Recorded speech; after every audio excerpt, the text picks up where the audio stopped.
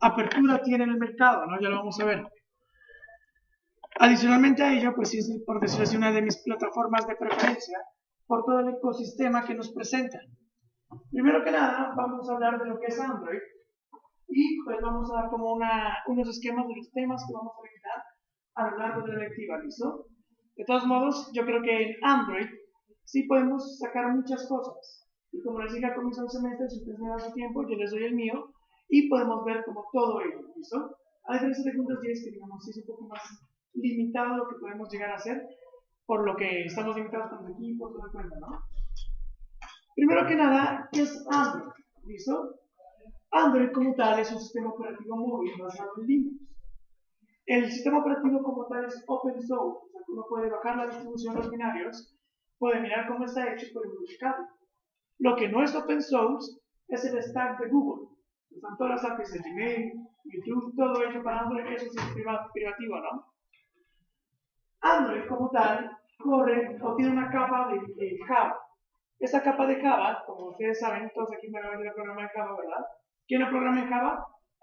¿Alcen la mano? ¿Quién no? Listo. Todos saben programar en Java. Como ustedes saben, Java lo que hace es abstraer el hardware mediante una máquina virtual, ¿no? O sea, él convierte las clases .java en bytecode, los cuales ya son ejecutables.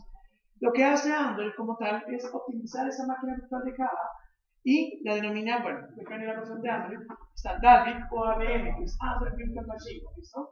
La última es AVM. Por lo tanto, nosotros tenemos todo el stack de Java Standard Edition para desarrollar aplicaciones. ¿Qué edición es esa? Para desarrollar aplicaciones para qué? Java SE. ¿Pero para qué? O sea, ¿para qué unas aplicaciones en Standard Edition? ¿Para qué tipo de dispositivo? ¿O para qué? No vamos a hacer web con Standard Edition. No. Para escritorio, ¿verdad? Son para aplicaciones de escritorio. En este caso, ignoramos las APIs AWT Suite, que son las librerías dedicadas de Java para las interfaces gráficas de escritorio. Porque Android tiene un propio framework para ello que es muy poderoso, ¿listo? Hablemos un poco de cómo es la evolución de Android, cómo ha sido desde sus orígenes hasta lo que es hoy en día, ¿listo? Android como tal surge en el 2005 y ya había, o sea, no surge de Google, surge de la empresa Android Inc. Google prácticamente se vuelve partner y adquiere la empresa en el 2005 y empiezan en conjunto a desarrollar un nuevo sistema operativo para móviles. En 2007, como ya lo habíamos mencionado, o no estoy seguro, sucede un hito muy importante en los dispositivos móviles. ¿Cuál es? El lanzamiento del iPhone, ¿no? Yo creo que ya lo he dicho muchas veces. Con el lanzamiento del iPhone cambia abruptamente el modelo de negocio y el ecosistema, porque ya el modelo y el negocio, por decirlo así, del desarrollo de aplicaciones móviles se terceriza, y más espacios llegan al cliente, por lo tanto, Apple coge toda la tajada del mercado de smartphones. Entonces se crea la Open Handset Alliance, la cual es una alianza entre distintos fabricantes para crear estándares abiertos en telefonía. Entonces está Motorola, Ericsson, Sony, Samsung, estaba Google, entre otros. Entre ellos, pues crean unas bases para que entre ellos puedan crear dispositivos prácticamente con estándares, bueno, que ellos puedan reutilizar, ¿no? Y sin tener problemas de patentes. En este caso, ya en el 2008, se lanza el primer dispositivo comercial de Android, que es el T-Mobile G1. Pero no es hasta el 2009 que sale la primera versión comercial de Android. O sea que ya otros fabricantes podían lanzar sus propias versiones, que es Cupcake, la versión 1.5 de Android.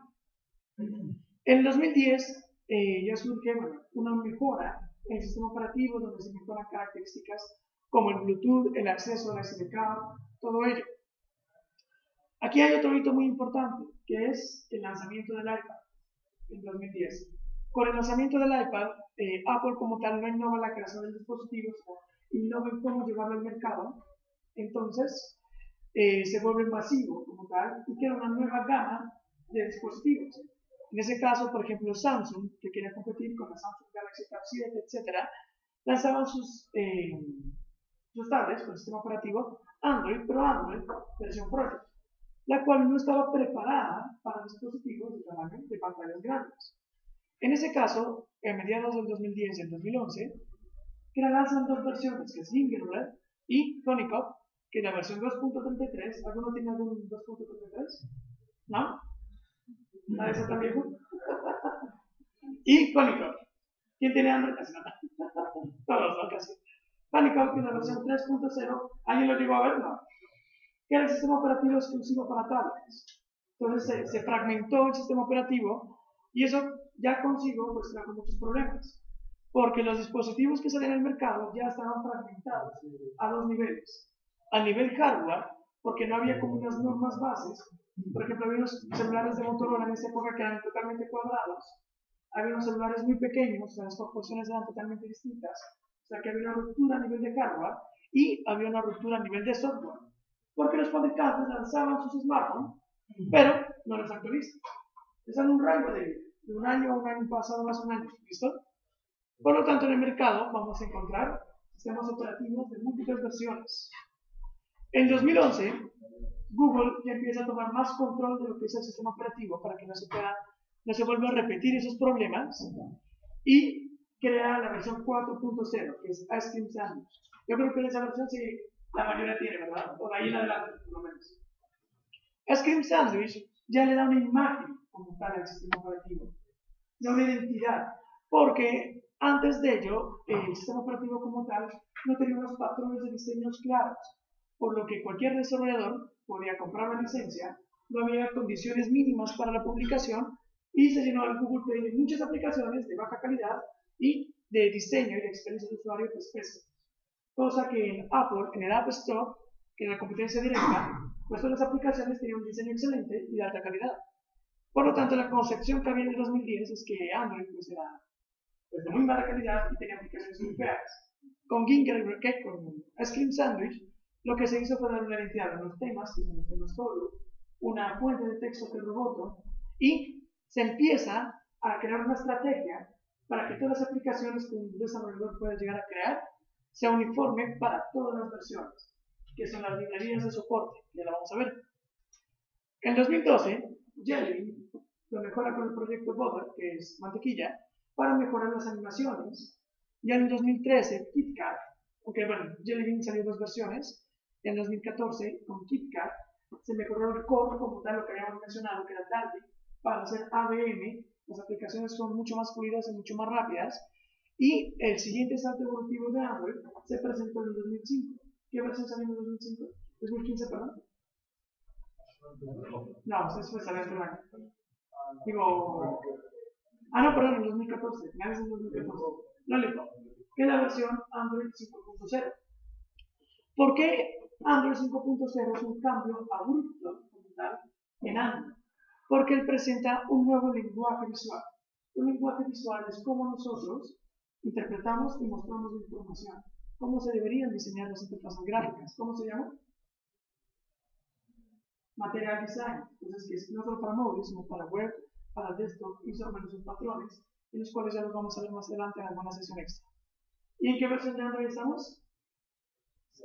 La 6.0 Marshmallow, ¿no? Y pues ya está en desarrollo, ya están las versiones betas de la versión que son 7.0, que todavía no tiene nombre, ¿no? Se dan cuenta, pues las versiones siempre van con nombres de póster, sí, en orden alfabético. Entonces hagamos una apuesta como se la ¿Por qué la pregunta? ¿Sueñan los androides con ovejas eléctricas?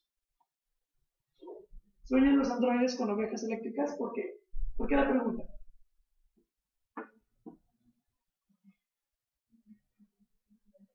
Bueno, Sueñan los androides con ovejas eléctricas es una obra de Philip K. Dick, la cual es de ciencia ficción y es de androides. Y había un androide que se protagoniza que se llama Nexus.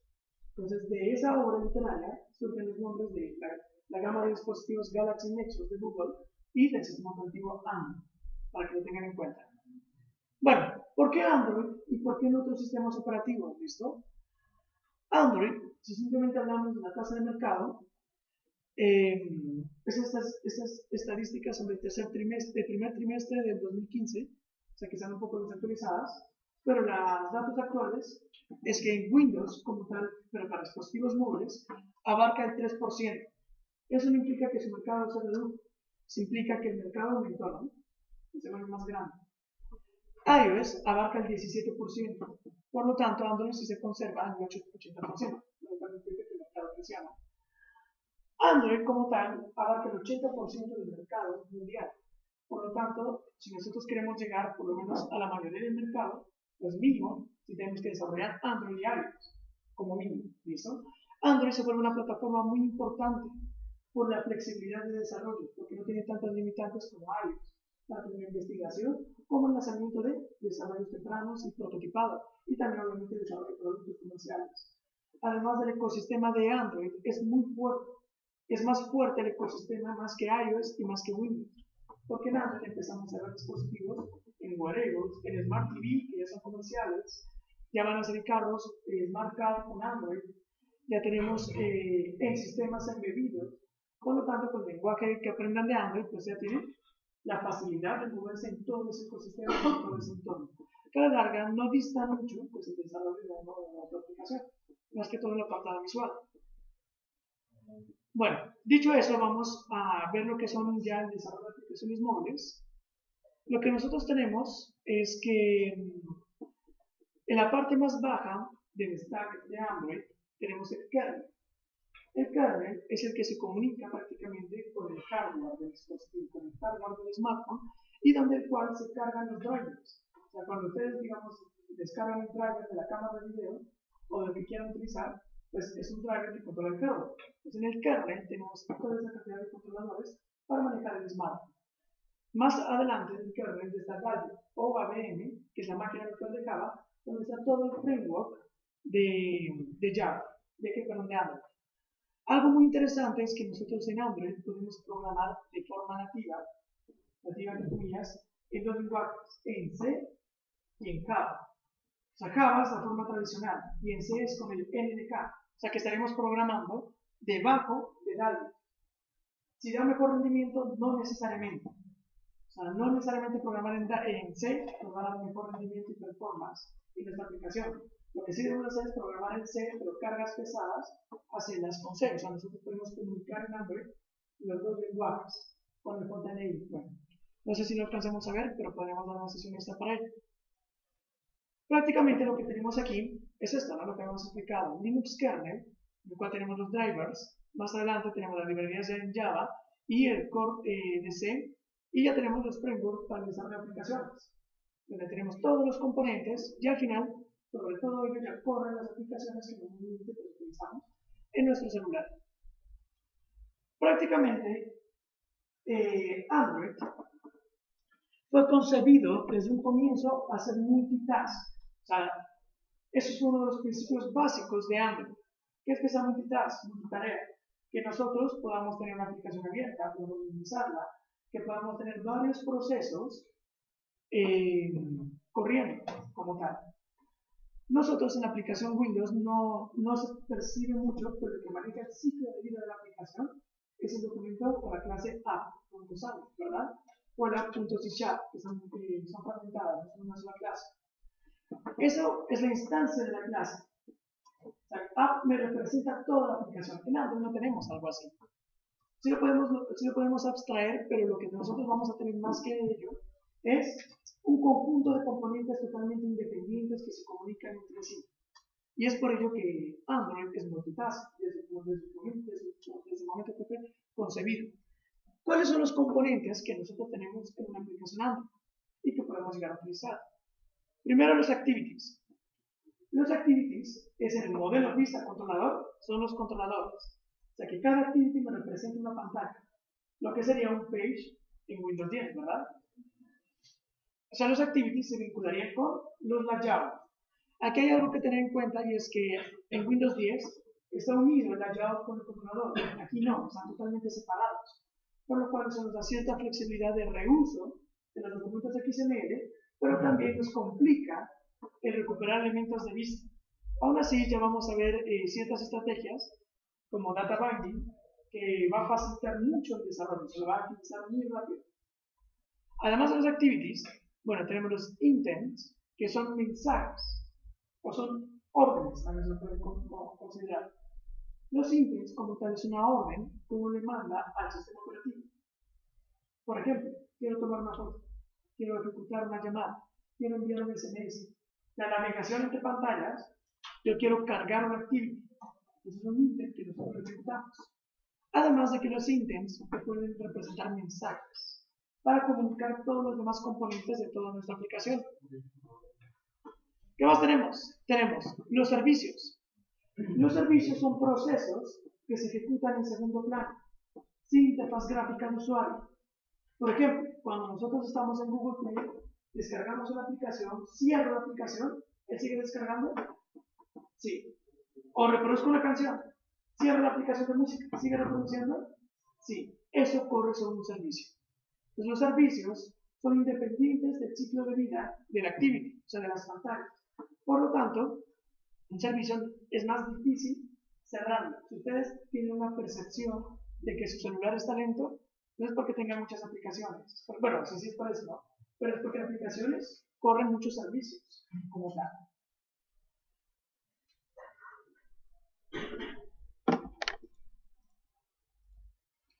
Además, tenemos las notificaciones. Las notificaciones en el sistema operativo Android son las más robustas de todos los sistemas operativos.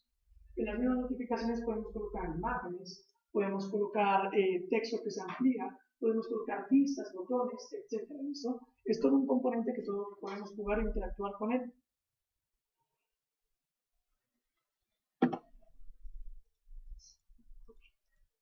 Tenemos los widgets, que son microaplicaciones que colocamos en la pantalla, ¿verdad? Yo creo que la mayoría ha utilizado uno, para el clima, para el acceso a la música, para la galería, etc. Y los últimos dos, entonces los broadcast receivers, que son elementos que capturan los mensajes del sistema operativo, o sea que a la larga los broadcast receivers capturan intents, ¿listo? Esas intenciones de acción. Por ejemplo, ¿qué podemos hacer con ello? Cuando ustedes no tienen plan de datos y llegan a su casa y se conectan al Wi-Fi, ¿qué pasa con WhatsApp? Les llegan todos los mensajes, ¿verdad? En ese ratito. ¿Cómo hace WhatsApp eso? Simplemente coloca un broadcast receiver, que es una especie como de buzón, el cual captura los mensajes que se mandan en broadcast del sistema operativo. Entonces, el conectarse a Internet es un mensaje que se dispara. Por lo tanto, lo capturamos y tenemos todos los mensajes. Es como él sabe que se está pasando eso. De esa forma, nosotros podemos comunicarnos entre distintos elementos. Podemos mandar mensajes entre servicios, activities y widgets y ya comunicar todo ese ecosistema. Por último, los content providers, que simplemente nos permiten comunicar información entre componentes. ¿Qué tipo de información? Si ustedes quieren ver, por ejemplo, la agenda del celular dentro de su aplicación, simplemente lo consultan a través de un componente de ellos, ¿listo? O si quieren colocar un evento en calendar, también lo podemos hacer a través de ellos. Bueno, muchachos, entonces, en la lectiva nos vamos a enfocar en activities como tal. ¿Listo? Por lo general, yo el anterior año daba un curso de Android intermedio en la corporación Cruiser Creative, pero como ya no trabajo allá, entonces, pues ya no lo doy. Pero ese curso era dedicado exclusivamente para el centro de lectiva, para que puedan profundizar aún más. Pero lo que sí podemos hacer es de pronto dar sesiones extra, ya fijas, como 6 horas para empezar a abordar más temas y pues que sea un funcionario más completo, ¿no? Vamos a empezar con el activity como tal. El activity, como lo habíamos dicho, es el controlador, el modelo pizza controlador. O sea que él es el que captura los eventos de la interfaz y se comunica con los modelos de tal forma que ya empiece a hacer funcionar la aplicación. Cada componente, bueno, no todos los que nombramos, pero bueno, los componentes que por lo general sí son importantes o que ubican gran espacio de memoria, tienen su propio ciclo de vida. Nosotros no hemos hablado de lo que es un ciclo de vida. Por ejemplo, en Windows 10 no es tan evidente el ciclo de vida de las aplicaciones, aunque sí se lo puede manejar. Pero aquí en Android sí es muy importante. Ciclo de vida, así como creces, naces, te reproduces y mueres. Entonces, lo que nosotros tenemos es que el activity tiene unos pasos hasta estar visible en pantalla. Luego cuando se detiene y luego cuando se destruye. Lo que vamos a ver hoy es un ejemplo en el cual implementemos este ciclo de vida. ¿Listo? Voy a hablar un poco de cómo sería el ciclo de vida y lo vamos a implementar y lo vamos a validar. y vamos a conocer la herramienta de Android Studio. ¿Listo? Primero que nada, cuando nosotros lanzamos una aplicación, le damos clic en el icono. ¿Qué es lo que está pasando? Cuando le damos un touch en el icono de alguna aplicación, en el smartphone Android, él determina cuál es la pantalla inicial a cargarse. Ya vamos a ver cómo. Y se lanza la activity. Cuando se lanza la activity, lo primero que debe de hacer es inicializarse. Es como el constructor de una clase. ¿Qué hace el constructor? Inicializa los atributos, ¿verdad? Por lo tanto, el constructor de la activity es el método onCreate. El método onCreate es el más importante y es el único que es obligatorio entre todos estos. El método onCreate lo que hace es vincular la interfaz gráfica y obviamente inicializar todo lo que haya que inicializar. El método onStart es cuando ya está creado la activity y empieza a ser visible. Y el método onResume es cuando ya va a estar visible en pantalla. Por lo tanto, cuando se lanza la activity pasa por estos tres métodos y el activity ya está ejecutándose. ¿Qué pasa? Nosotros con la pantalla, con la aplicación que ya está abierta, yo puedo presionar el botón de Home y ocultar o minimizar, entre comillas, la aplicación, ¿verdad? Puedo dar el botón de atrás o puedo lanzar o navegar entre otra pantalla. Cuando nosotros presionamos el botón de Home y se minimiza la aplicación, lo primero que hace es pausarse y luego se detiene. ¿Cuál es la diferencia entre los dos? La diferencia es que la pausa, como tal, podríamos decir que se detiene, pero todavía es visible la aplicación. Y el on-stop es que ya no es visible, o sea, ya se ocultó. ¿Sí queda claro? Para que quede un poco más claro, cuando yo estoy jugando en un juego, cuando yo presiono Start y lo pauso, eso es pausar. Porque yo veo todavía el juego ahí corriendo, solo que lo detuve. ¿Sí queda claro? Entonces, ese sería el on-pause y el on-stop es cuando ya no lo puedo ver, se ocultó. Si yo vuelvo a lanzar la aplicación no se carga de cero. O sea, guarda el estado en donde estaba, ¿verdad? Por lo tanto, se reanuda en el onRestart y pasan esas partes. OnStart, OnResume y se vuelve a ejecutar. Y si yo quiero destruir la aplicación, ¿cómo cierro yo una aplicación? En Android. Pero no, normalmente, ¿cómo ustedes la cierran en su celular? Atrás. La verdad es que atrás están cerrando los activities. Cuando ustedes le dan atrás, invocan un pause, un stop y por último el destroy, que es el evento que captura la destrucción de la activity. Bueno, dicho eso, vamos a jugar con Android Studio. Entonces, en los computadores ya tienen Android Studio 2.0 y voy a explicar algunas consideraciones de que deben tener mucho cuidado en Android, ¿no? Porque en Android siempre es como que actualizan algo y se les daña todo. Entonces vamos a ver por qué pasa eso y cómo solucionarlo, ¿no? Porque eso simplemente es muy fácil de solucionar. Creo que esté, si no estoy seguro.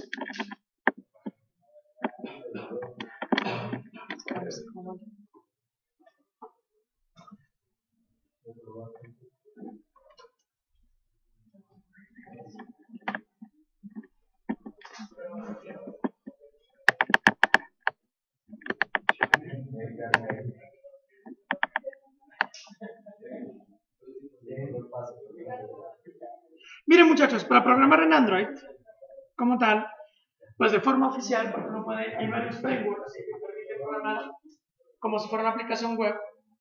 Existe Android Studio y Eclipse. ¿Alguna vez llegaron a programar en Eclipse para Android? ¿No? Bueno, eso sí era muy viejo. Y más que todo era como un plugin que se le daba a Eclipse para el desarrollo. Entonces ya es obsoleto, no se debería programar. En Android 2.0 vamos a ver qué tantas cosas, perdón, en Android Studio 2.0 qué tantas cosas nos da. Vamos, ¿todos ya les aparece esta ventana? ¿No? No sé cuál es, a ver, esperen, voy a preguntar. ¿Sí les entró? No.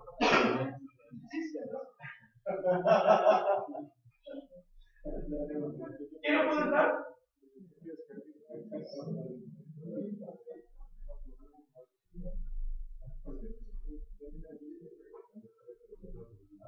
Hay uno que se llama Android anterior, pero que eso no lo habla.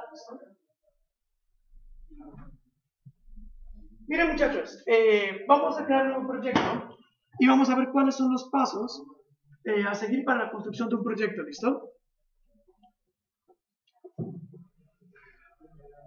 Miren, inicialmente tenemos, bueno, esos campos. El primero es el nombre de la aplicación, es el que aparece debajo del icono cuando se instala. El segundo es un identificador de la compañía. Si ustedes se dan cuenta, bueno, si entran a Google Play y entran a la descripción de una imagen, en la URL les aparece un identificador, que es una ruta, ¿no? com.facebook.facebook, por ejemplo. Ese es un identificador único de cada empresa. Es más, cada aplicación tiene un identificador único en todo Google Play. De esa forma nosotros distinguimos una aplicación de otra, es muy importante. Este de aquí pues puede ser cualquiera, o sea, no tiene restricciones, pero sí sería muy importante que tenga una jerarquía. Por ejemplo, punto, su nombre de la empresa, punto, su nombre del departamento de la empresa, por ejemplo, no sé, Universidad del Cauca, móvil, el nombre de la aplicación. De tal forma que aseguremos que no exista un identificador igual. Aquí está la ubicación del proyecto, pues le voy a colocar ciclo de vida.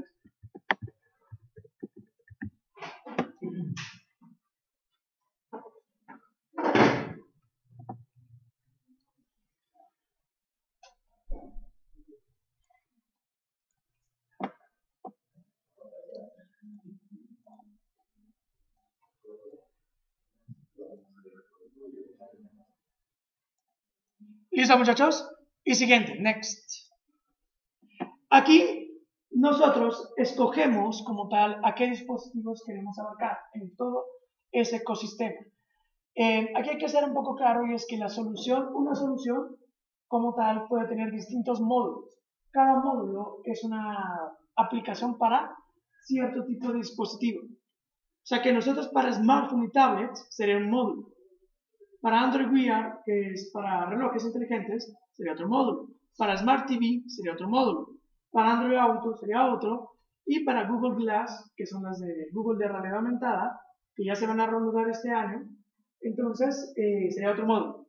La cuestión aquí es que no implica que sean aplicaciones distintas, sino que nosotros en nuestra misma aplicación podemos combinar recursos, de tal forma que podemos utilizar lo que más podamos y simplemente adaptamos la interfaz. ¿Listo? ¿Desde qué versión de Android, porque aquí nos aparece SDK mínimo, debemos de desarrollar? Eso depende mucho de su aplicación y del segmento de mercado que hayan identificado. Si yo quiero una aplicación que se pueda realizar compras a través de tarjeta de crédito en Latinoamérica, lo más probable es que si lo hago desde Gingerbread, pues va a haber muchas personas que no tengan tarjeta de crédito, porque es que no tienen capacidad adquisitiva para actualizar su smartphone, por ejemplo. Mínimo la colocaría yo desde 5.0. Pero un criterio más amplio nos va a dar la tasa de mercado de las versiones. Si ustedes le dan aquí en Help Me Choose, nos muestra qué versión de Android tiene y qué tasa de mercado.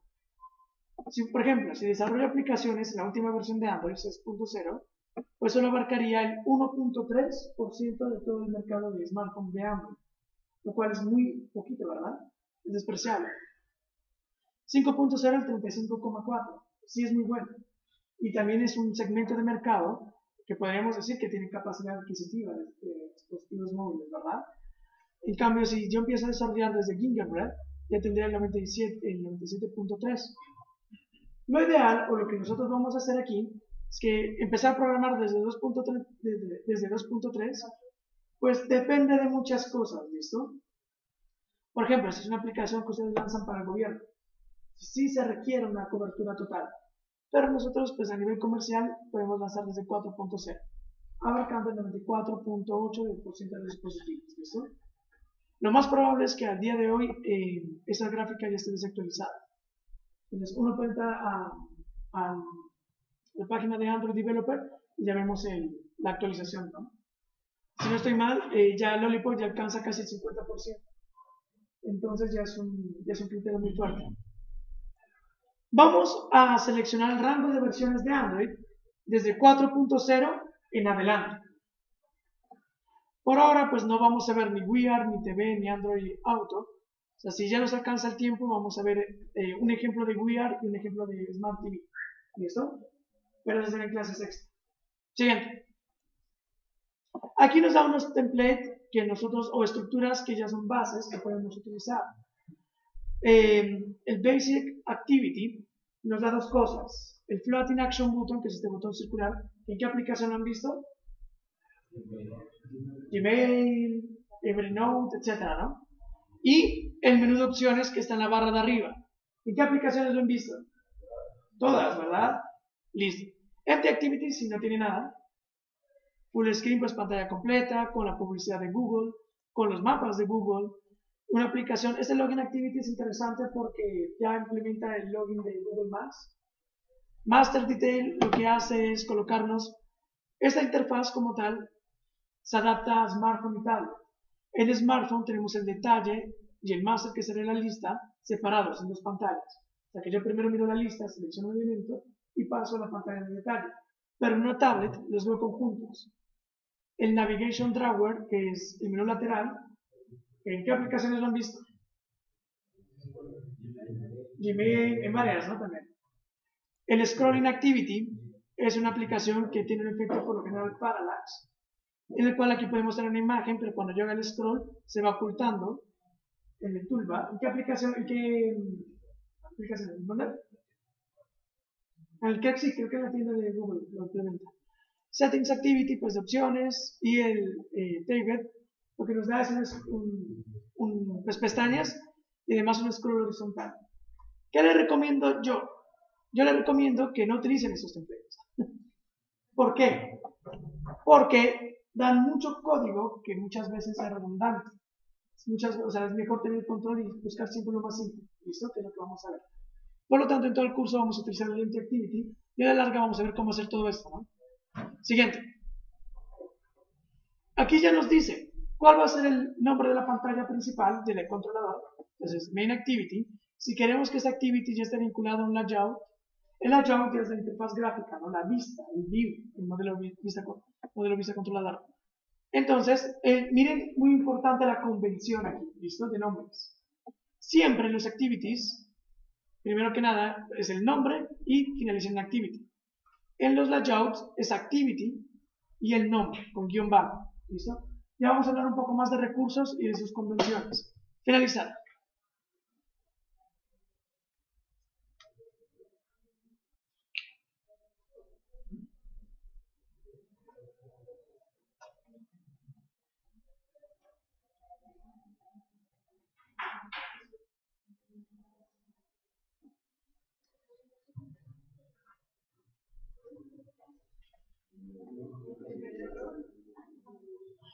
Muchachos, ahora subo una guía para la instalación de Android Studio, ¿listo?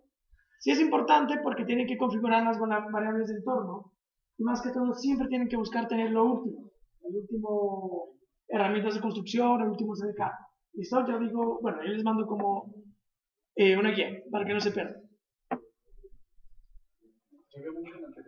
No, así. Android Studio sí tiene cosas muy interesantes. Pero Con ustedes vimos vectorización de imágenes vectoriales en Android, no. no, pero La aplicaron en Democratic. Hay dos formas ahora. Una con el Gradle y otra ya con la librería. Ejecución en tiempo real. Tiene unos compiladores de OpenGL interesantes. Miren, muchachos. Android Studio, ¿listo? Android Studio, entonces, primero que nada vamos a ver qué herramientas tenemos aquí, porque es muy importante que las tengamos en cuenta. La estructura de un proyecto y voy a explicar qué debemos de configurar siempre cuando hablamos de un proyecto para que no se nos dañe todo, ¿listo? Para que no digan, no, es que actualicé algo y se me daña todo, ¿listo? Miren, primero que nada, esos 5 botones de aquí, empezando por ese que tiene los cuadritos azules, ¿listo? Esa es la estructura del proyecto.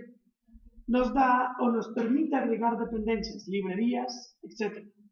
Son como los nuggets en Windows 10, en Visual Studio. Algo muy importante es que los proyectos de Android Studio se compilan con Gradle. Gradle hace el trabajo de verificar el código, compilarlo y empaquetarlo, de tal forma que es muy flexible y nosotros podemos colocar tareas en tiempo de compilación, o sea, esos 3 procesos, de tal forma que podamos parar la compilación o hacer pruebas automáticas o algo muy interesante, ¿listo? Este de aquí, que parece como Google Chrome enfermo, ¿sí, no? Con la flechita hacia abajo, eso es para recompilar o para ejecutar Gradle como tal. Cuando yo les diga recompilemos, pues presionen esa tecla, ¿listo?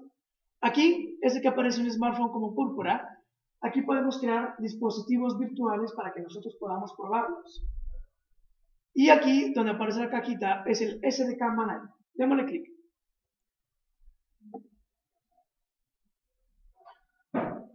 En el SDK Manager nosotros podemos descargar, aquí miren, las versiones de Android, los SDK Tools, y nos dice qué actualizaciones debemos de colocar.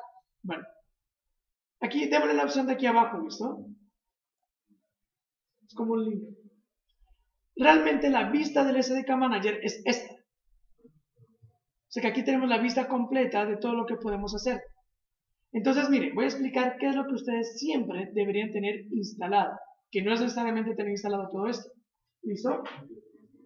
Listo, si instalaron todo eso, pues no es necesario. Miren, en Tools siempre hay que tener actualizado Android SDK Tools, siempre. Y el SDK Platform Tools. Además, tener descargado el último de Build Tools, la última versión. O sea, esos tres primeros siempre. ¿Listo? Además, de la última versión de Android, tienen que tener descargado tres cosas. ¿Cuál es la última versión estable de Android? Que vemos aquí. El 6, ¿no?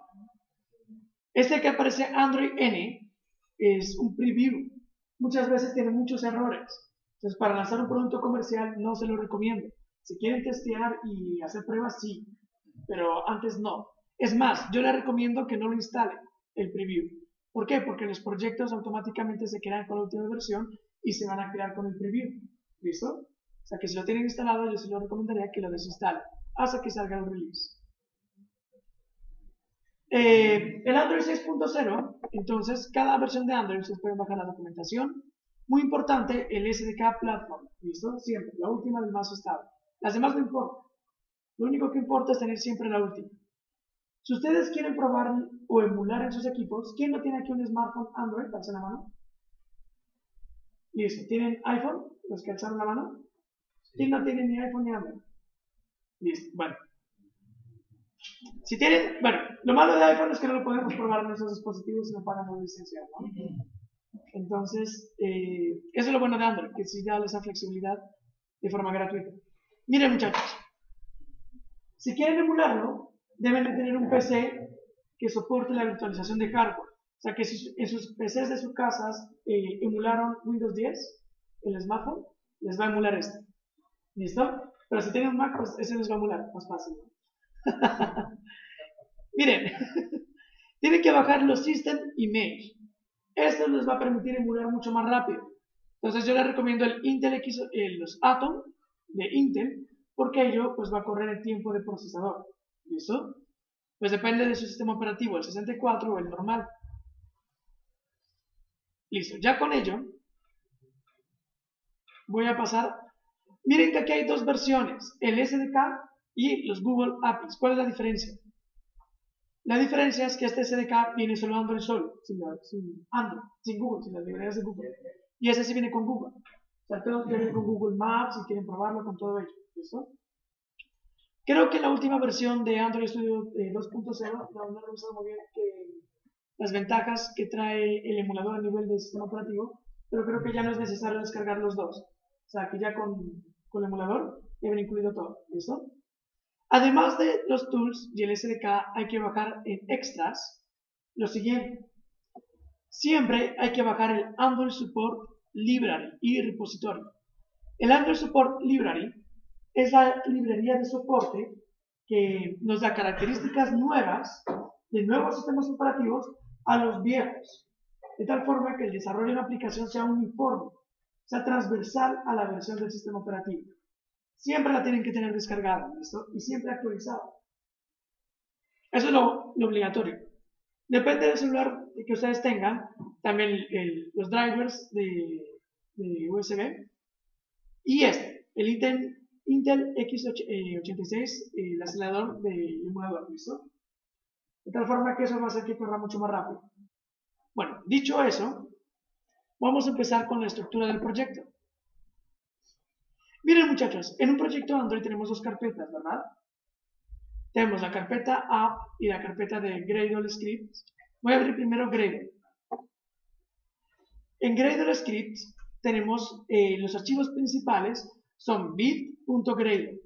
Y tenemos dos. Uno que es del proyecto y otro que es del módulo app.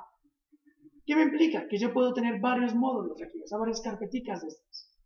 App es para smartphone y tablets. Podría tener Wear para Android Wear, si lo hubiéramos checado. TV para Smart TV, ¿listo? Por lo tanto, abramos por favor el build.gradle del módulo app. Miren muchachos, dos cosas muy importantes. Si ustedes encuentran un proyecto en internet y lo abren y todo sale mal, todo sale con error, es por estas dos líneas. ¿Listo? ¿Qué me quieren decir estas dos líneas? ¿Con qué versión de Android se está compilando? Y las herramientas para la construcción. ¿Listo? Entonces, mira, aquí me dice la 23 y la 2303. ¿Cómo sé yo qué versiones tengo? Pues eso está en el SDK Manager. Entonces, cuando ustedes descarguen un proyecto, actualicen eso. Simplemente cambien esos números. Miren, aquí está. El Build Tools, yo tengo aquí la versión, miren, 23.03.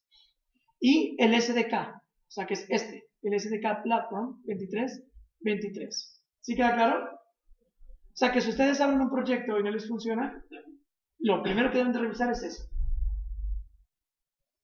Aquí tenemos configuraciones por defecto, que son la ID de la aplicación, que fue el paquete que nosotros colocamos al momento de crearlo, la mínima versión de Android, que sería el API 14, lo que corresponde a Android 4.0, el target SDK versiones, o sea, como el objetivo de esta versión. Siempre tiene que ser la última, ¿listo? Ya que tenemos el version code y el version name. ¿Cuál es la diferencia? Si yo lanzo una aplicación en Google Play y quiero actualizarla, o un usuario, cuando mira en Google Play, mira esta versión, ¿verdad? 1.0, 1.2, 1.3, etc. Eso de aquí no sirve para nada. Es un nombre que simplemente para nosotros llevarlo en control, pero es un nombre. Por ejemplo, los usuarios que descargan la aplicación pues van a ver esto, pero lo que importa es este. O sea, si yo quiero subir una actualización a Google Play, lo mínimo que debo de cambiarle es este número. Subírselo a 2. ¿Listo? Entonces él ya me deja subirlo, si no él dice no, es la misma versión. Bueno, aquí abajo, muchachos, en dependencias, aquí agregamos nosotros las librerías. Entonces, primero que nada, miren, estamos compilando el directorio libs y estamos incluyendo todos los archivos que terminan en .jar. Las librerías en Java son jar, ¿verdad? Eso implica que si nosotros colocamos cualquier jar en la carpeta libs, ya lo agrega a nuestro proyecto. Segundo, aquí estamos, por ejemplo, incorporando esta librería, miren, que es el App Compact de Android Support. Ya vamos a hablar un poco más al detalle de esta librería. Gradle, como tal, utiliza Maven. ¿Qué es eso? ¿Saben qué es? Maven, con B corta. ¿No? ¿Recuerdan que utilizamos el Composer para descargar Slim? Entonces, Composer a la larga es un repositorio donde también están las librerías. Yo de alguna forma puedo agregar una librería a través de Composer. Maven es igual. Maven es el Composer de Java, para decirlo más precisamente. Entonces, a través de Maven, nosotros podemos buscar librerías en su repositorio y agregarlas, simplemente con esta ruta. ¿Listo? Cuando ya necesitemos, ya vamos a ir agregando, que sí vamos a necesitar. Bueno, ¿quedó claro, muchachos, este archivito? Eso más que todo es de configuración, y cuando creamos un proyecto nunca lo tocamos. Más que todo lo tocamos cuando abrimos un proyecto. ¿Listo? Bueno, abramos el módulo app. El módulo app tiene 3 carpetas. Entonces, aquí está muy organizado el código que tenemos, no como es como en un proyecto de Visual Studio, pues que están todos los archivos como regados, ¿verdad? Que la organización se la damos nosotros. Miren, tenemos la carpeta manifest, abrámosla. Bueno, no es necesario dar otra introducción a XML. aquí yo creo que ya queda mucho más claro o más, ya va a quedar más fácil interpretar este documento. El manifest es el descriptor de la aplicación. O sea que si yo utilizo un widget, utilizo un servicio, utilizo un broadcast receiver, o tengo 5 pantallas, todo tiene que estar descrito aquí. Android Studio lo modifica automáticamente, ¿no? O sea que no hay que como ir agregando cosas manualmente. Eso es una ventaja. Pero ¿qué sí hay que agregar manualmente? Permisos y características.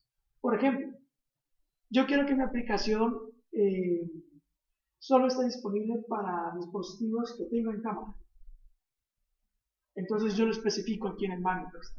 Entonces en el Google Play, si ustedes buscan en algún dispositivo que no tenga cámara, que pueda haber como una tablet, como por ejemplo la primera Nexus 7, la primera versión no tenía cámara, entonces ahí lo pueden ver, ¿no?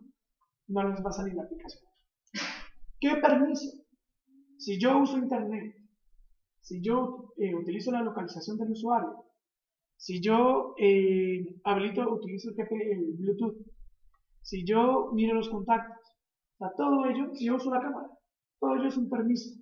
Cuando ustedes instalan una aplicación de Google Play, él les dice, ¿no? Como esta aplicación usa internet, mira tus contactos, rastrea tus llamadas, algo así, ¿no? Entonces, eso es porque se especificó en el manual. O sea, que si ustedes descargan una calculadora que dice que tiene internet, mira tus contactos y todo eso, pues lo más probable es que no sea solo una calculadora, ¿no? Sino que te esté robando información, por ejemplo. ¿Listo? Entonces, bueno, eso es el manifest. Vamos a analizarlo. Miren, aquí dentro de la application está la instancia de una aplicación. O sea, aquí ya describimos todos los componentes de nuestra aplicación. El icono, el nombre, aquí sí soporta la orientación RTL, o sea, de derecha a izquierda, por si en un país asiático, por ejemplo, no sé, como Japón, que leen de derecha a izquierda o de izquierda a derecha, que tenga soporte. El tema de la aplicación y tiene un activity. Recuerden que los activities son los controladores, ¿no? ¿Qué fue el activity main activity que se está lanzando? ¿Listo? Ya vamos a entrar un poco más en detalle de lo que son estos aquí. Bueno, manifest. Continuemos. Aquí tenemos dos carpetas más. La carpeta Java y la carpeta Res. ¿Listo? En Java vamos a colocar todo lo que sea el código Java. O sea, toda la lógica de la aplicación. Y en la carpeta Res vamos a colocar todo lo que sean los recursos de Android. Algo que sí es muy fuerte, más que en iOS y más que en Windows, es el esquema de recursos de Android. El esquema de recursos de Android es muy fuerte y nos permite seleccionar los recursos de forma inteligente. Entonces ya vamos a verlo. Aquí en Java tenemos 3 carpetas. Las dos últimas, que entre paréntesis aparece Android Test y Test, son para hacer pruebas unitarias o para hacer pruebas como tal. Y la primera, que es la que vamos a utilizar, sí es para colocar todo el código. ¿Listo? Esto depende de la versión de Android. Por lo general, en Android previo a 2.0 solo aparece esta y esta, o sea, del medio no, porque así se mejoran un poco las pruebas. Y recursos. Recursos. ¿Qué tanto puede ser un recurso, muchachos? Una imagen, ¿qué más? Video, audio, ¿qué más? Idiomas, texto, dimensiones, colores, todo ello son recursos. Bueno, video y sonido no se consideran recursos de Android como tal, se consideran archivos. Hay que ubicarlos en una carpeta distinta. Los drawables son imágenes, layout son las interfaces gráficas. O sea que miren, cuando nosotros creamos el proyecto se creó el main activity que es la clase Java y en layout el activity main. ¿Sí queda claro? Ahí está la interfaz gráfica y el controlador. Los bitmap son imágenes pero que se dividen en dimensiones. Ya vamos a hablar un poco más de ello. Y los values, bueno, son archivos o constantes como tal. Values se puede decir que son los recursos más importantes y son constantes como colores, dimensiones, cadenas de texto y los mismos estilos que podemos reutilizar. ¿Listo? Bueno, de todos modos, no se vayan a asustar. Android se mira un poco más complicado que Windows, ¿no? Pero realmente también se puede hacer muchas más cosas. Entonces, sí es más bacano programar en Android que en Windows. Vamos a abrir el activity, muchachos, la clase Java. El main activity. Recuerden que está en Java, en el paquete principal. Aquí está. ¿Listo? Bueno, voy a dar una pequeña introducción a lo que es una clase Java. Vamos a repasar cada palabra de lo que hay aquí y continuamos. ¿Listo? Recordemos, por ejemplo, que en la clase C# directamente tenemos los using y tenía algo que se llamaba namespace, que me daba la ruta donde estaba la clase, ¿no? Aquí es muy similar, solo que el namespace, que en C# envuelve la clase, aquí está, aquí, miren, es el package. El package me dice la ruta de la clase, ¿dónde está? Luego están los import, qué clases estamos utilizando dentro de esta. Luego empezamos, todas las clases de Java que abren, ella no coloca, es obligatorio que sean públicas. Public class, main activity, recuerden que aquí estamos utilizando la convención Case-Caben. Extends, hereda como tal, una herencia, de app compat activity. Aquí hay que, si ustedes miran un proyecto, puede que les aparezca en lugar de app compat activity, esto, activity. ¿Cuál es la diferencia de los dos? La diferencia es que cuando utilizamos el activity solito, estamos utilizando el activity nativo de la versión del sistema operativo. ¿En qué versión estamos programando de compilación? No, esa es la mínima. En Android 6.0, que es el API 23. ¿Listo? O sea que estoy utilizando el activity de API 23. O sea que puede que aquí yo utilice características que solo estén en el 6.0 y eso me va a generar conflictos con versiones previas. ¿Sí queda claro? El app compat, que se crea por defecto, es el activity de soporte. O sea que él me genera compatibilidad entre todas las versiones. O sea que yo puedo utilizar características nuevas como viejas y obviamente que sean transversales. ¿El override qué significaba, muchachos? ¿Y qué propiedad de programación orientada a objetos es?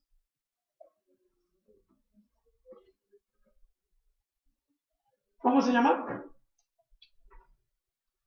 Polimorfismo, ¿no? ¿Qué es polimorfismo?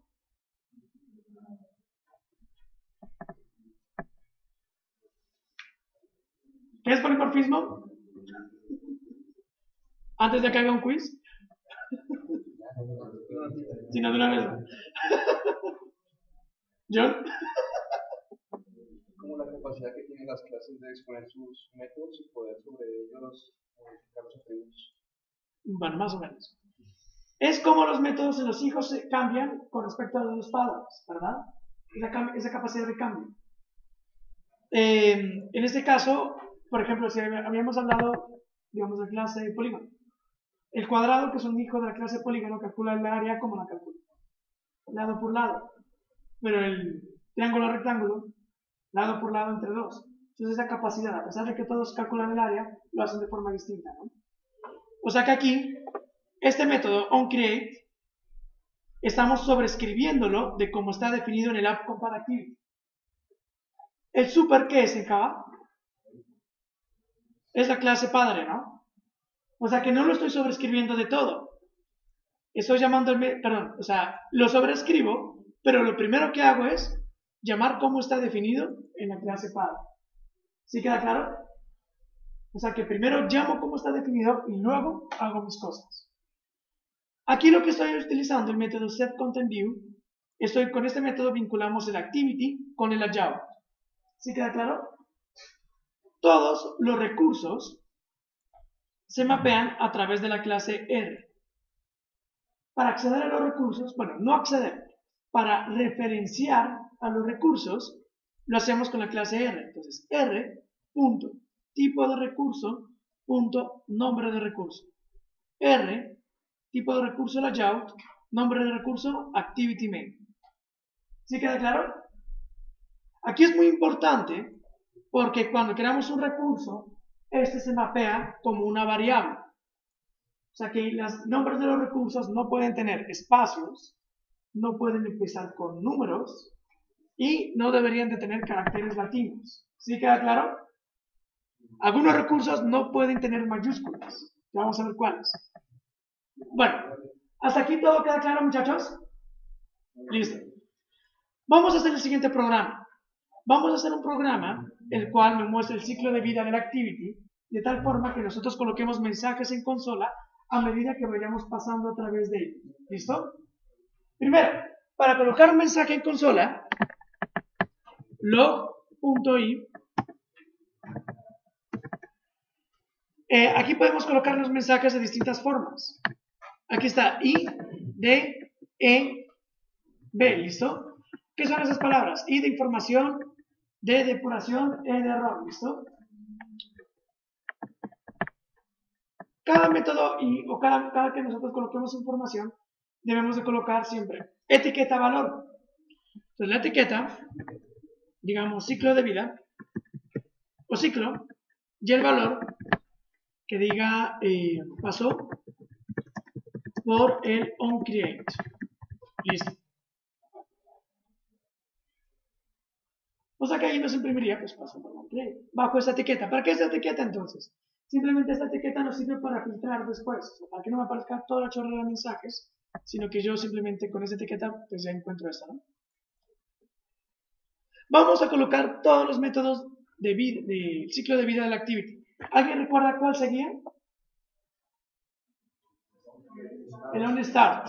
Entonces, miren muchachos, para crear para sobreescribir el método, por fuera de onCreate escribimos onStart y él no lo autocompleta. Ahí está, enter. No tuve que escribirlo todo. Y aquí ya coloco otro log con el mismo tag para poderlos filtrar todos, ¿no? Que diga pasó por onStart.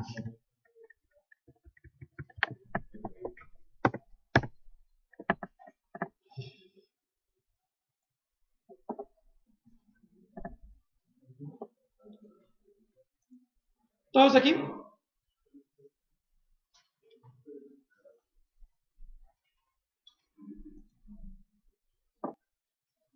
Mientras tanto, muchachos, por favor, vamos cargando los emuladores, ¿listo? Démosle play y él ya crea por defecto ya hay un dispositivo virtual ya creado, entonces él lo carga, para que lo vaya cargando, porque si no para probar las cosas nos vamos a demorar mucho en los equipos. O sea, denle play, mejor dicho, y que cargue un emulador. ¿Cuál seguía después del onStart?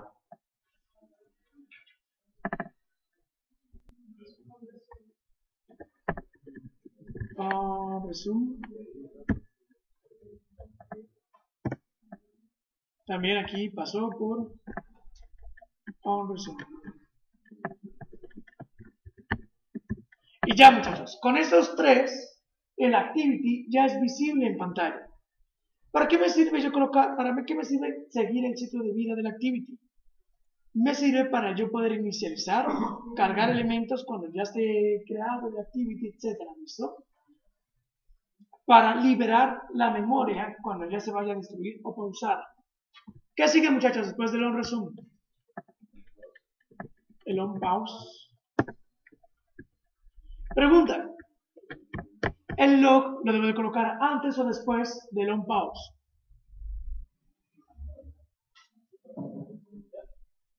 ¿Y por qué? Si es antes. Muy bien, ajá. Bueno, el onPause no hay problema, ¿no? Pero el onStop y el onDestroy sí. Lo debo de colocar antes. Porque miren, para yo poder colocar el mensaje, yo primero necesito que se cree. ¿Sí queda claro? Para yo colocar ese mensaje necesito primero que invoque el onResume. Pero si yo lo coloco antes del onPause, pues ya se pausó. Entonces no puedo hacer cosas después. Debo de colocarlos antes del super. Antes del super sería log.i igual, ¿no? Pasó por el onPause. Luego, ¿cuál seguía? OnStop. Lo mismo, ¿no? Pasó por el OnStop antes del super. Y el OnDestroy.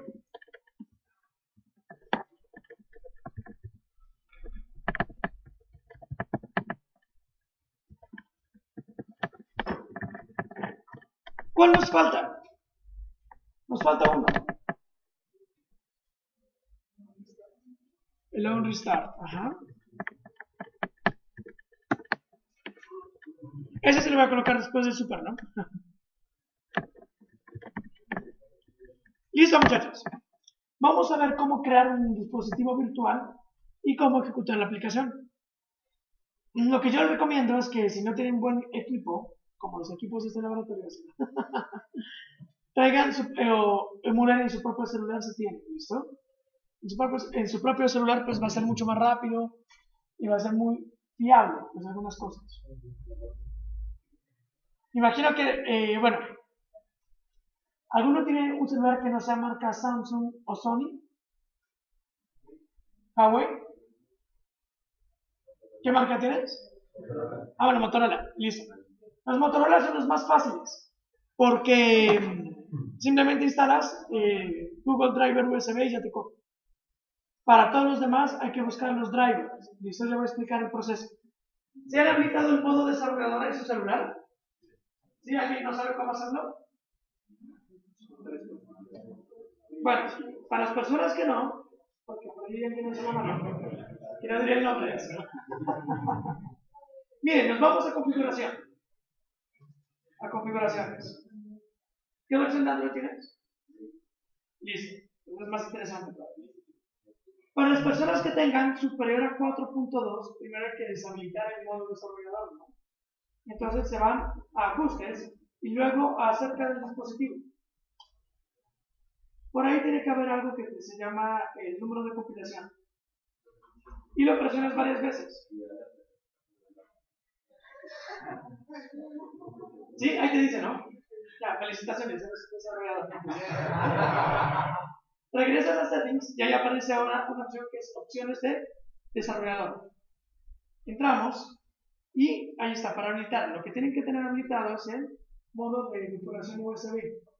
De tal forma que nosotros al conectarlo, pues ya podamos ejecutar nuestra aplicación aquí, ¿no? Listo, eso es todo. Recuerden que si es necesario instalar los drivers. Hay una página que ya facilita todos los drivers, entonces es más fácil, ya voy a explicar. Bueno, ¿todos aquí? ¿Sí? Recuerden, ¿sí? Ya voy para allá.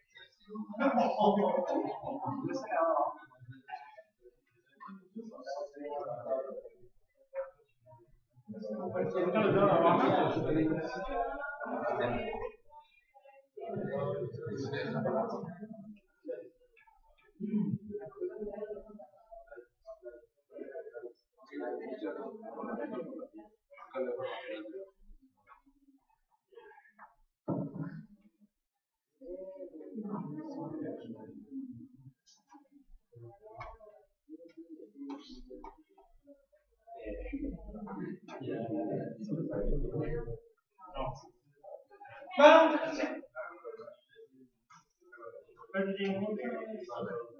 es lo mismo.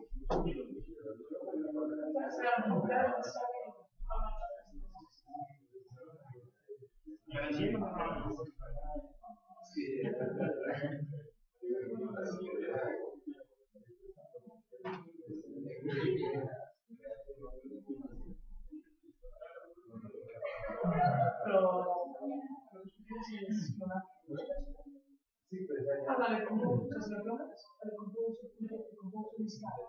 Lo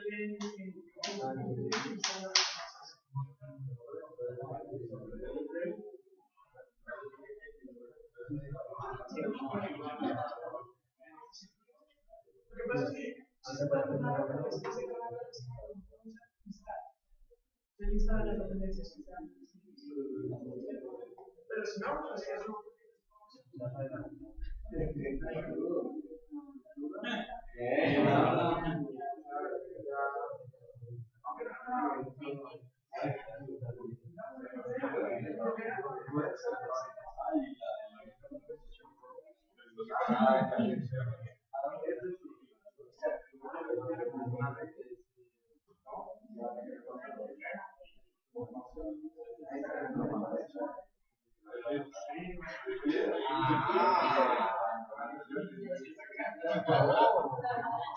Miren muchachos, el Virtual Device Manager, que es el que aparece en el smartphone púrpura, aquí nosotros podemos crear dispositivos virtuales. Bueno muchachos, si no los evalúo mañana. ¿No me quieren ver cruel? Entonces miren, aquí en el Virtual Device Manager podemos crear los dispositivos virtuales y emular vehículos, wearables, relojes, televisores y obviamente smartphones y tablets, ¿no? Por lo general, cuando están en Android Studio ya crea uno, eso que es un Nexus 5. Si no, podemos darle aquí en Create Virtual Device y aquí están las categorías, miren, TV, Wear, Phone, Tablet. Para tener auto hay que descargar el plugin, ¿listo? Que está en el SDK. Miren, por ejemplo, Phone, aquí hay unos celulares que más que todo son las características de los Nexus de Google, pero si quieren evaluar ¿qué es? Un celular, por ejemplo, no sé, el Samsung Galaxy Note 6, que tiene unas características muy particulares, ¿no? En pulgadas y en resolución, pues crean uno nuevo. O sea, será New Hardware Profile, ¿listo? De esta forma pueden crearlo como con las características que ustedes deseen. Lo importante de simular, lo más importante es la resolución de las pulgadas, simplemente para que la interfaz gráfica sí esté bien acoplada, lo único. El resto del hardware pues no es tan relevante como tal.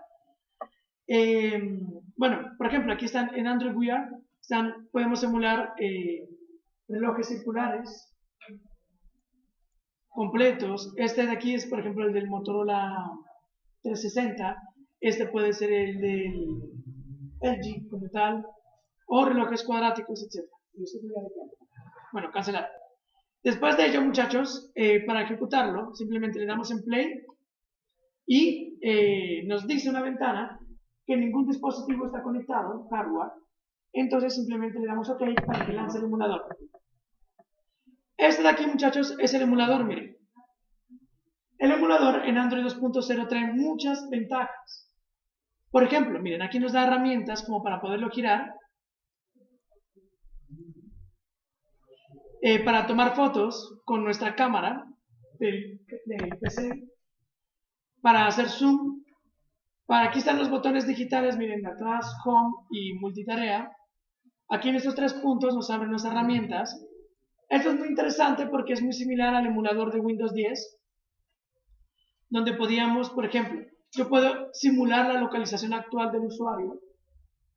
Podemos simular la red telefónica del usuario, el nivel de batería, el celular como tal, y si entra una llamada al dispositivo, por ejemplo, también un SMS, y de qué dispositivo, podemos simular los pads. Estos pads, por ejemplo, por lo general, no están en ningún celular Android, están para Smart TV. ¿Qué? Para Smart TVs, es el control del televisor como tal. Podemos simular la huella del usuario, entre otras cosas, ¿no? Entonces hay muchas cosas que se pueden hacer. Es muy potente. Bueno, vamos a continuar. Para las personas que llegaron a probar el emulador de Windows 10, tiene todo eso más una cosa más, que uno puede probar el giroscopio, ¿no? En el emulador de Windows 10. Entonces, es lo más interesante. Bueno, miren muchachos,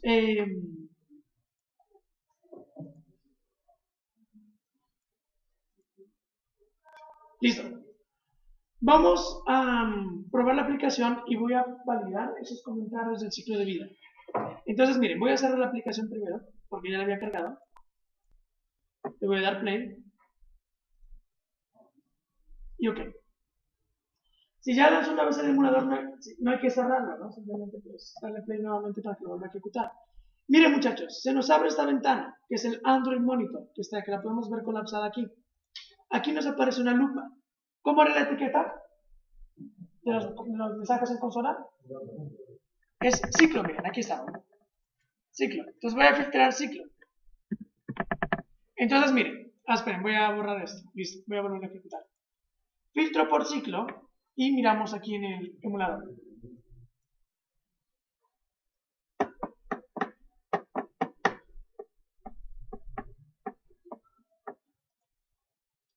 Esperemos así.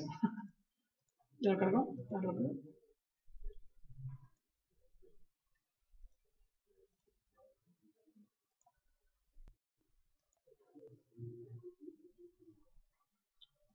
Listo muchachos, miren. Si yo ejecuto la aplicación, ¿qué mensajes me tiene que aparecer? Miren, aquí está. Ya es visible en pantalla. Por lo tanto, los mensajes del ciclo de vida son onCreate, onStart y onResume en ese orden. Si yo presiono el botón de Home, se me invocó. OnPause, onStop, se detuvo. Está detenido. Si yo lo reanudo con el de multitarea, onRestart, onStart y onResume. Y si yo lo cierro con el botón de atrás, onPause, onStop y onDestroy. ¿Sí queda claro, muchachos? Miren, por lo tanto, repitamos esto para que ya quede claro. Cuando nosotros lanzamos el activity, el onCreate me vincula con el método setContentView, layout, ¿verdad? Se me invoca el onStart y el onResume y ya es visible en pantalla. Si yo presiono, o sea, si el activity pasa a un segundo plano, que puede que se lance otro, o abro otra aplicación, o presiono la tecla de Home, se invoca el onPause, onStop. Si yo lo reanudo, onRestart, onStart, onResume. Y si yo lo destruyo, ya estando ejecutando, onPause, onStop y onDestroy. ¿Sí queda claro? Miren muchachos, muchos métodos del ciclo de vida son redundantes. ¿Cuáles son los más importantes? O sea, si debemos, como para manejar todo el ciclo de vida de la aplicación, son onCreate, onStop, onRestart y onDestroy. Con esos 4 ya gestionamos de una manera correcta todo el ciclo de vida. OnCreate para que se quede muy bien la aplicación, OnStop cuando se detenga, OnRestart cuando se reanude y OnDestroy para liberar recursos. Para cuando se detenga. ¿Listo? ¿Sí queda claro? Bueno, ¿hasta este momento alguien tiene dudas? Bueno. ¿Cómo? Listo, ahora vamos a ver. ¿Estás en tu computador? Hay que esperar.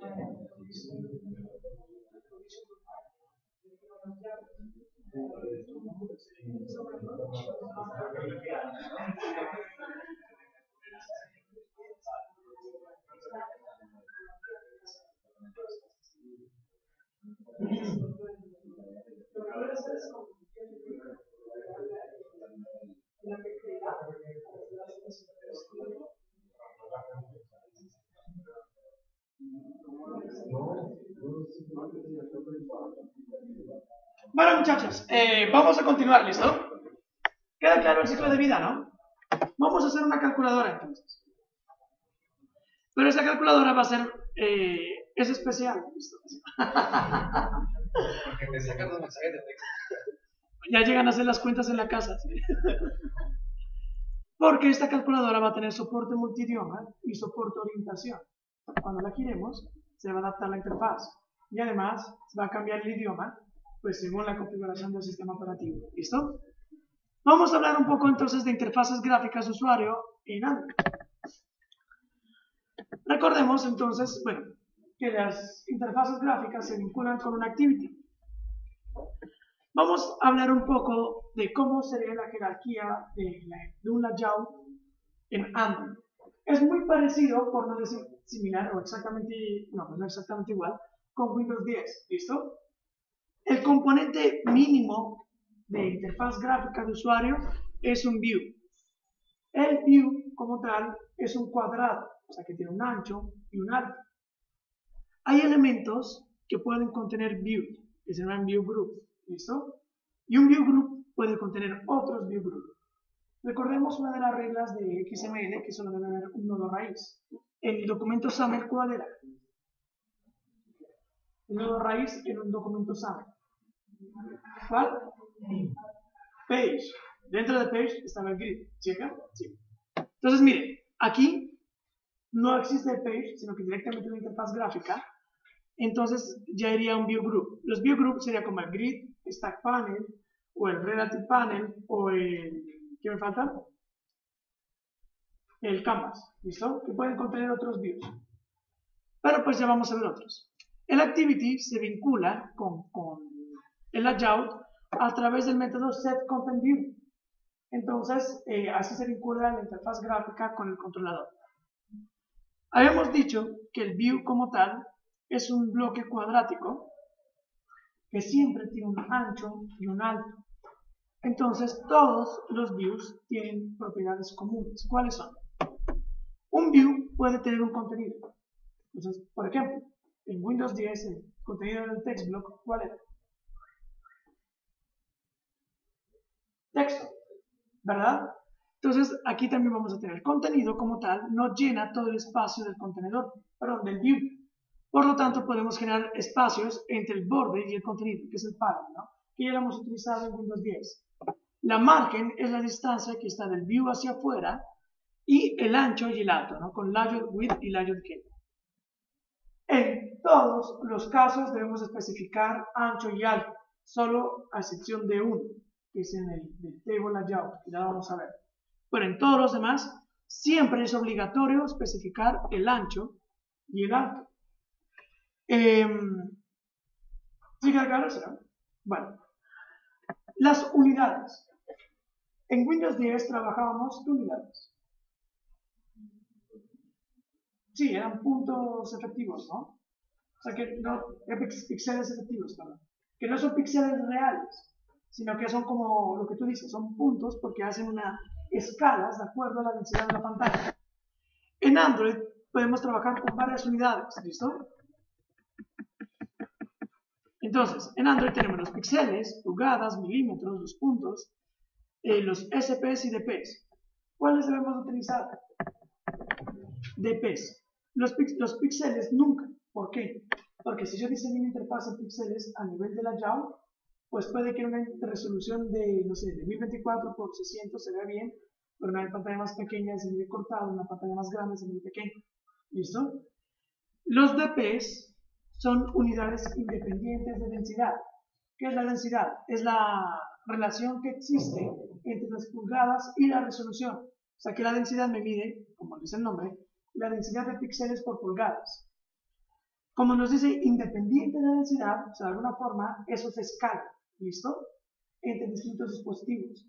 Aún así, no se escalan como en Windows 10, que si yo coloco, por ejemplo, un cuadrado de 100% en todos los smartphones va a quedar exactamente igual. No. Aquí sí hay que adaptar ciertos elementos, ¿listo? Para el texto vamos a utilizar los SPs. Los SPs son píxeles independientes de también de densidad, pero se escalan como tal. Por ejemplo, si una persona que tiene problemas de visión y no da opciones de accesibilidad y coloca el tamaño del texto grande, lo único que crece en la interfaz es lo que está definido con SPs. ¿Sí queda claro? Por lo tanto, SPs debería ser para texto y DPs debe ser para todo lo que sea unidades absolutas. ¿Sí queda claro? Bueno, vamos a empezar a ver, ya nombrar algunos views para hacer la calculadora. Voy a nombrar algunos contenedores y ustedes me van a decir cómo diseñar la interfaz. ¿Listo? Primero que nada, las unidades, como las hemos visto, hay de dos tipos, relativas y absolutas.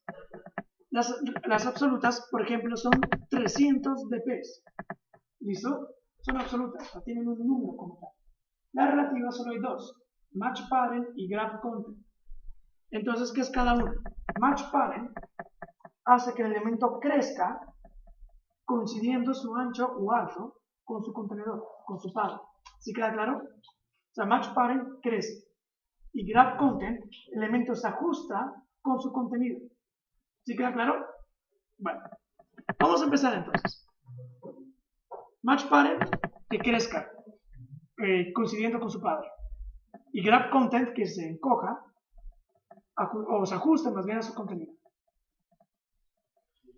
Primeros elementos, ¿listo? El homólogo del text block en Windows 10 es el text view. El text view pues simplemente es un view para colocar texto. Podemos definir el text color, el color del texto. Text style sería el estilo, por ejemplo, cursiva, negrilla, etc. Text size para definir el tamaño. Text para definir el contenido. Veamos, por ejemplo, este ejemplo cuadrado, ¿listo? Este verde. El verde, ese cuadrado es un view, tiene un alto y un ancho, pero el contenido está en la parte de abajo, ¿listo? ¿Cómo logramos esto? Con un padding puede ser, ¿no? Yo puedo colocar un padding de, no sé, de 80 y yo me quedo de abajo. O con Gravity. Gravity me da la posición relativa del contenido en el view. ¿Sí queda claro? ¿Qué es la posición relativa? O sea, que puede ser izquierda, derecha, arriba, abajo, o centrado horizontalmente, centrado verticalmente, o centrado, o la combinación de todos ellos. O sea, que yo puedo decir que esté abajo, centrado horizontalmente, como está aquí. Esas dos combinaciones. ¿Listo? Bueno, text view. Segundo elemento. El edit text es lo homólogo a lo que es un Windows 10 text box. El edit text es muy similar, es un campo de ingreso de información.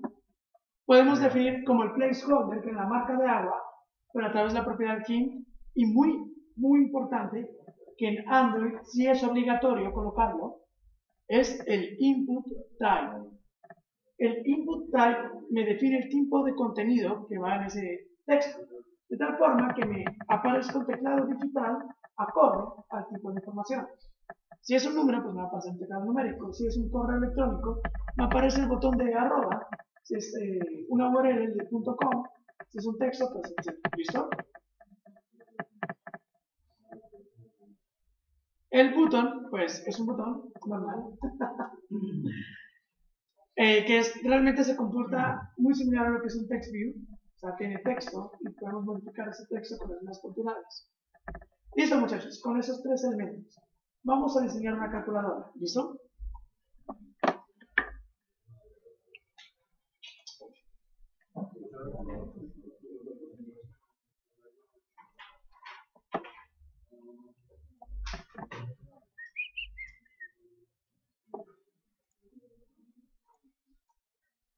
Miren, mi diseño quiero que sea el siguiente. Primero que nada, quiero dos edit text. ¿Listo? Sería aquí uno para el número 1.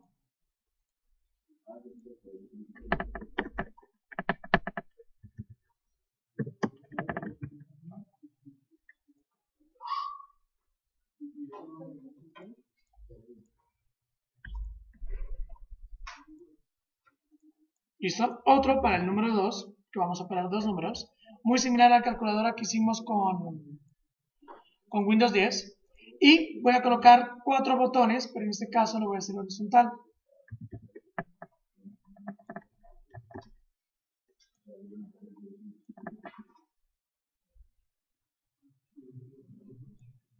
Aquí el de suma, resta,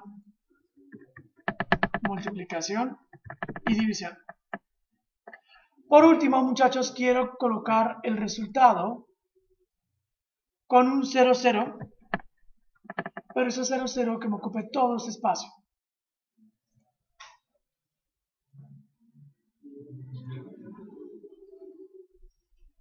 Listo. Bueno, muchachos, vamos a hacer esta calculadora.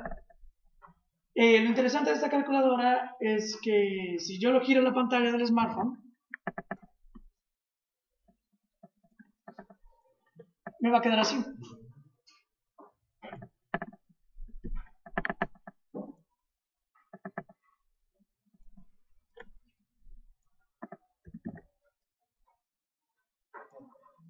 ¿Listo?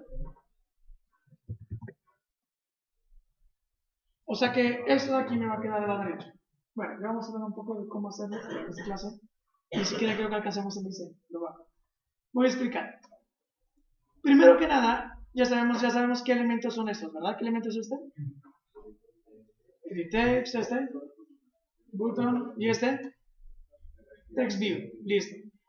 Entonces, en Android, como era en Windows, el hecho está en organizar los elementos, ¿verdad? O sea, qué view group utilizar para que me quede esa distribución. Para ello vamos a ver qué tipo de contenedores tenemos para poderlo hacer. Entonces, voy a empezar. En Android tenemos una amplia gama de contenedores, mucho más que Windows 10.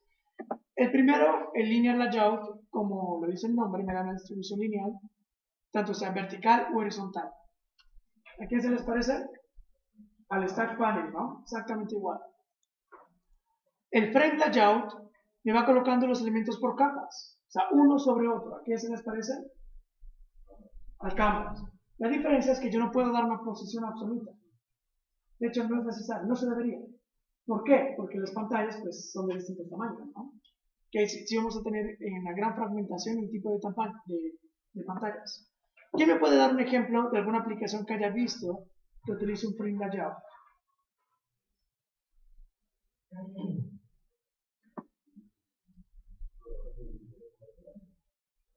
Sí puede ser.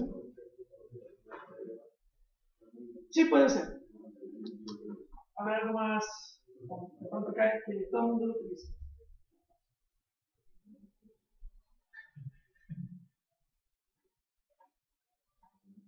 En YouTube, muchachos.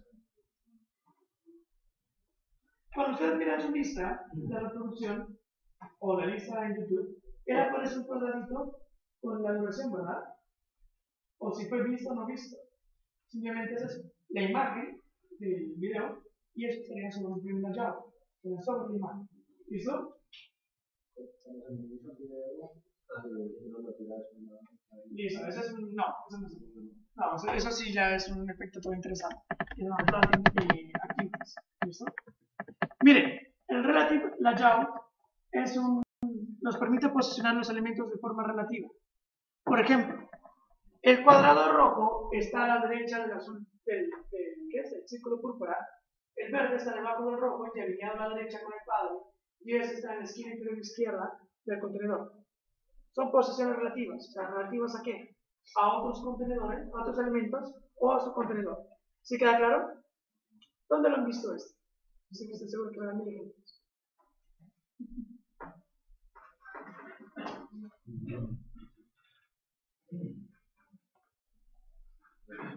¿No? ¿Sí?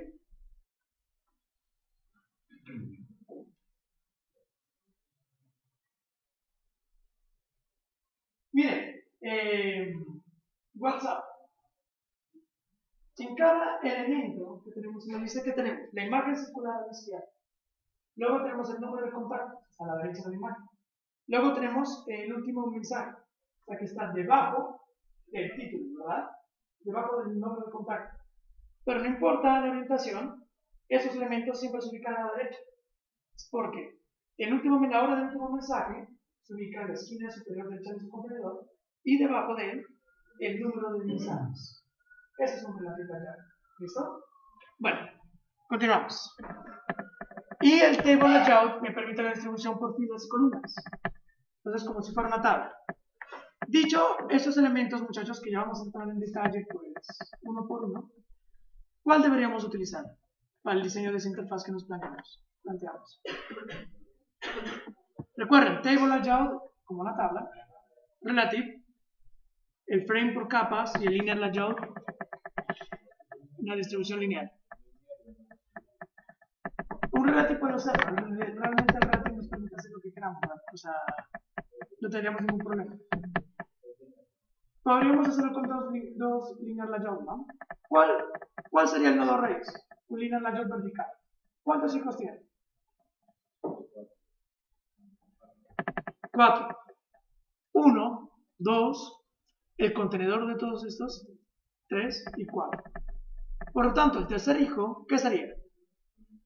Otro linear layout horizontal. ¿Y cuántos hijos tiene? 4, ¿no? Vamos a hacer esta interfaz entonces. O continuamos la próxima clase. Para no cortar. Bueno, entonces el viernes, muchachos.